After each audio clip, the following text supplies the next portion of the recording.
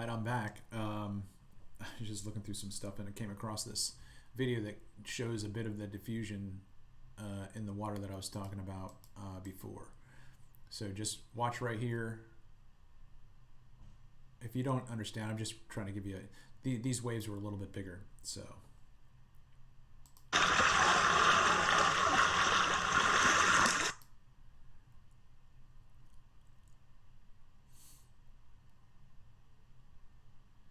When I settle down right here,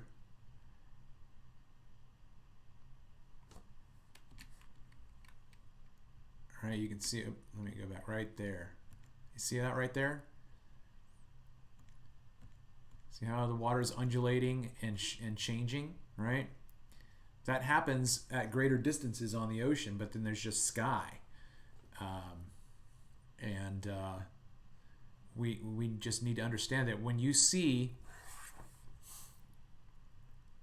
right, just like we know that this boat is at a dock and the dock is right there, and then that means that the land is right there, okay? Now if we took this all away and then made this the horizon, but there's still refraction out there that you just can't see. Why? Because the mirage that you're looking at is a mirage of the sky. And so then when the sky apparently meets the water, then that looks like that's the edge or whatever. Okay? But that's not the way it is right here. And so then if you're looking out with a high-powered camera at the horizon, and you can see waves appearing to float in the air and come up and out and like dolphins diving or whatever, right? Just like what's happening right here, right?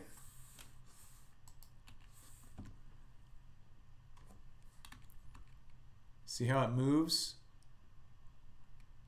That's the twilight zone right there. Right where the finger's pointing. That's right where the zone is. That's right where the sweet spot is. Right?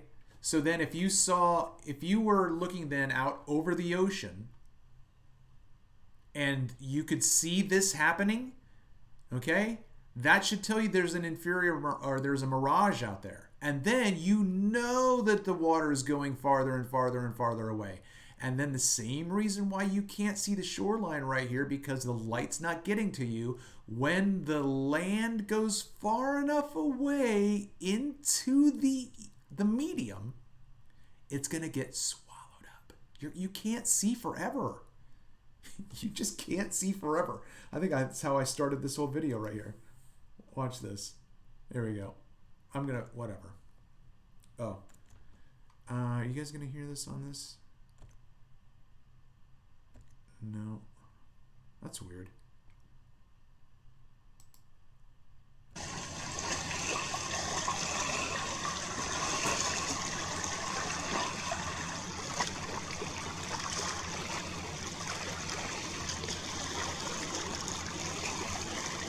These boats are like people. They're getting in my way.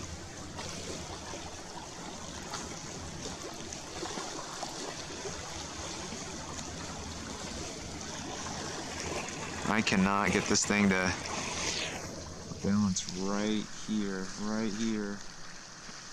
See that mast? You tell me when you lose sight of that mast. See that mast? Can you still see the mast? Can you still see the mast? Can you still see the mast? Can you still see the mast? Can you still see the mast? No, you can't. You cannot see forever.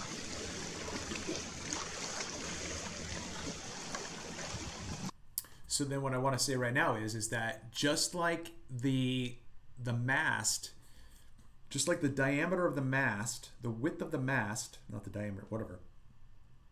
Yeah. At that distance is so small that it blinks out. It just goes away. That's what happens when things get too small into the distance. They just go.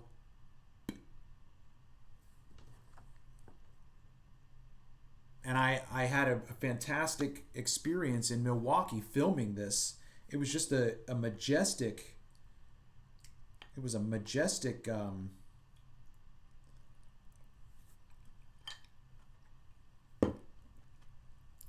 Majestic capture.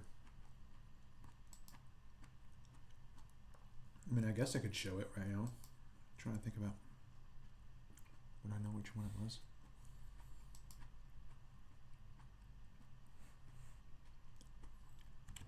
I guess I could play something for you while I'm. Here's another one I was doing.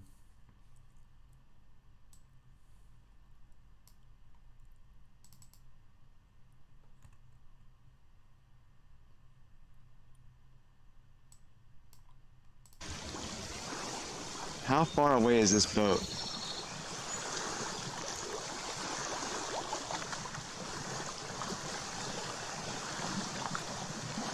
How far away is this boat?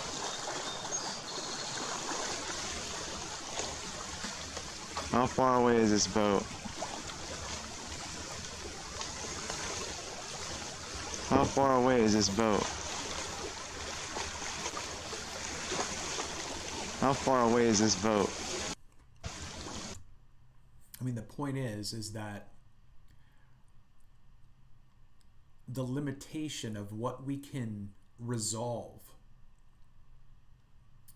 at great distances is something that has to be understood by anyone who's trying to look into the claims of flat Earth, particularly with this, right? You got a lot of other people talking about what gravity, what the replacement of gravity is, and all of these other important discussions of physics, right?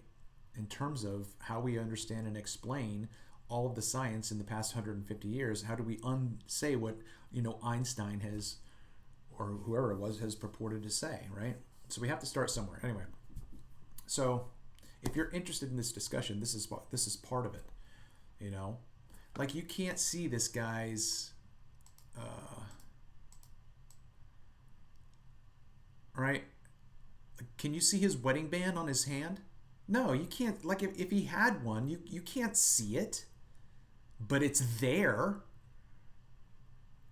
right? And so you and I can't resolve the shoreline back here, but it's there. This is like pixelating, right? I'm zooming in, but if we were zoomed out, like right here, that's clear, right? In our vision, this is clear. So if I just took a picture of somebody who was in front of me, but then I zoomed in, and if I took a picture, developed a picture, and then I zoomed in on that picture, it would break up, it would pixelate, it would just go, right? And that's what happens when we zoom into the distance, because the condition of the medium is what pixelates your field of view at any particular I don't know what to say, density, distance, because the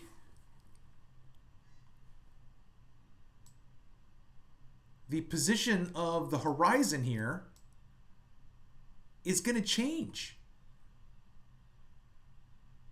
And that's only the result of how the entire lens is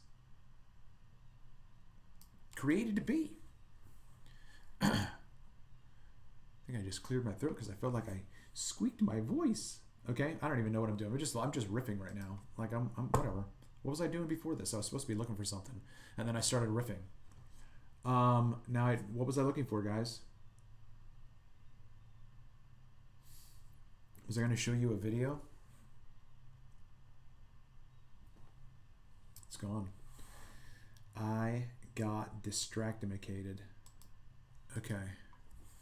Let me see. Now I'm kind of remembering. kind of remembering saying something. I want to see that video again then.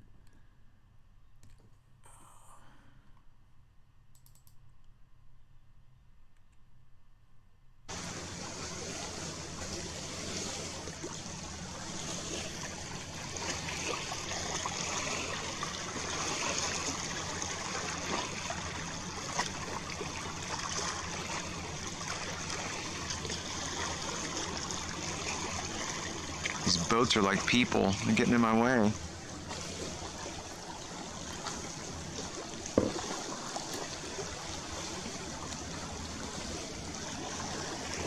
I cannot get this thing to balance. Still see the mast? So the other thing that that I was talking about before was like, you know, how far away is this boat? How far away is this boat? Right? Like, we don't have a good sense in, like, you might be able to, yeah, look, the water is just above the bow, not even above the bow really, just above the water line of the boat. So it's not on the horizon per se. So this is closer than 3 miles, let's say, right? But then how much farther away is this boat? Right?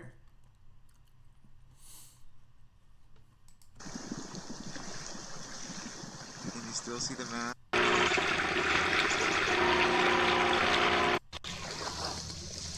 Yeah. I think something happened here. It's right there. Oh, that's what it was. I think the position of the sun is There messing with my was clarity right now. There was a sailboat that was coming up right here, and it was cut in half.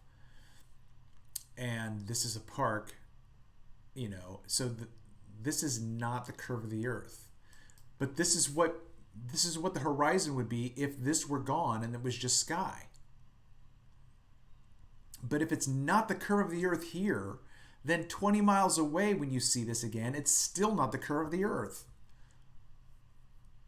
And the only reason why you can't see farther is because of the limitation of your eye's ability to resolve information and the limitation of the optical corridor down which you're looking through the density of the ether band everybody drink. So if you could wipe away this scene... See, the camera's struggling to see reality. I think that's the spot right there. See, the camera's struggling to... Right. I thought I was going to, when I was watching this again, look at these sails right here.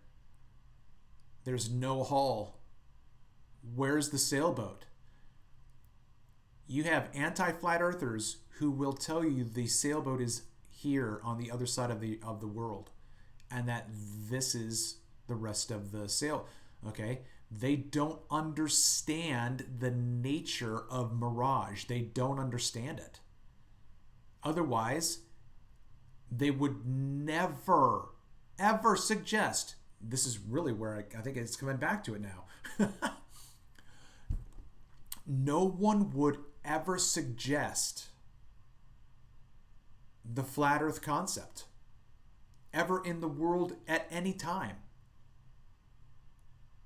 Everything would have just been trees and hills and hullocks and valleys and, you know, lakes and seashores and deserts and dunes, caverns, right?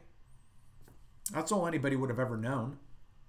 And how long it takes, how many moons it takes to get there. No one would have ever started saying, oh, look how the earth is flat. I know. Hey, did you ever think about the earth being flat? You know, like no one would. That's ridiculous. What I'm trying to say is this whole discussion is the result of a controlled narrative that we've been told. But I'm telling you that in the real world, flat earth would never, ever, and the globe earth would never, ever. Okay? The information that has been given to us is a packaged story that makes sense on the surface. but it's the creation of insane people because they are using it to control you and I and what we believe and what we think and how. So that's why this discussion is so important, because it does trigger a lot of people, you know, because it deals with the nature of reality. But I don't even know if I made that point yet. The other thing that I'm trying to say in this is that part of the reason why I can say what I'm saying about these observations is that when there's no inferior mirage, this entire field of view changes and I can see farther.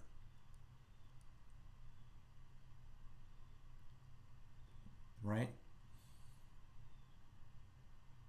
And that's, you know, kind of like where I'm at right now with the video that I just made, and trying to talk about looming.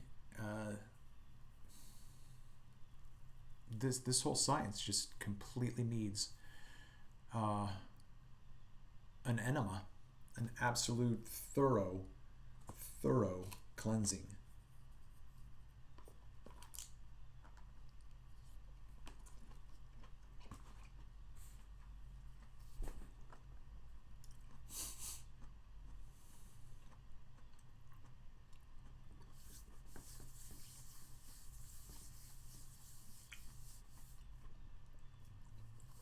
Anyway,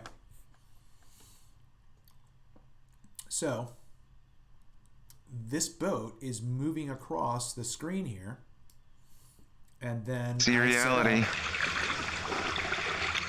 I think that's the spot right there. Okay, so this is where I was going to set up. I was watching this video again thinking, oh, it's going to be great because that sailboat is going to go right in front of this state beach, Elk Neck Beach, okay?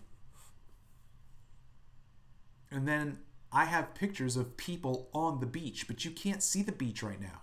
You can't see the sand. You can, like, this is not the curvature of the earth. Ever. It's never the curvature of the earth. This is not the curvature of the earth. That's just distance and elevation. Okay? I mean, I don't even know. I should just stop having all these.